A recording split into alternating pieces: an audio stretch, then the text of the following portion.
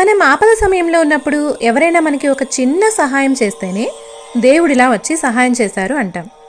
జీవితాంతం వారిని గుర్తుపెట్టుకుంటాం, కృతజ్ఞతగా ఉంటాం. అది మానవ నైజం. అలాంటిది మనకి నిత్యం ఎన్నో రకాలుగా అవసరమైన సూర్యరశ్మిని ఇచ్చే సూర్యుడిని, కాంతిని చల్లదనాన్ని ఇచ్చే చంద్రుడిని, ప్రాణవాయువుని ఇచ్చే చెట్లని, ప్రాణాంతక వ్యాధుల బారిన పడకుండా తన ఆకులతో కాపాడే తులసి వంటి మొక్కలని దేవతలుగా భావించి కృతజ్ఞతలు చూపించడంలో, అదే పూజించడంలో, అలాగే తన పాల నుంచి మూత్రం వరకు అణువణువులో ఔషధ గుణాలను నింపుకొని వాటిని మనకి అందించే ఆవుని, భూమి మీద ఉన్న ప్రతి ప్రాణిని ప్రేమించడంలో నా సనాతన ధర్మంలో పిచ్చితనం కనిపించే వారికి కనిపించచ్చేమో, నాకు మాత్రం గొప్పతనం, గొప్ప సంస్కారం మాత్రమే కనిపిస్తుంది. జన్మనిచ్చిన తల్లిదండ్రులకి, జ్ఞానాన్నిచ్చిన గురువుకి దేవుని కంటే కూడా మొదటి స్థానం ఇవ్వాలని తల్లి, తండ్రి, గురువు, దైవం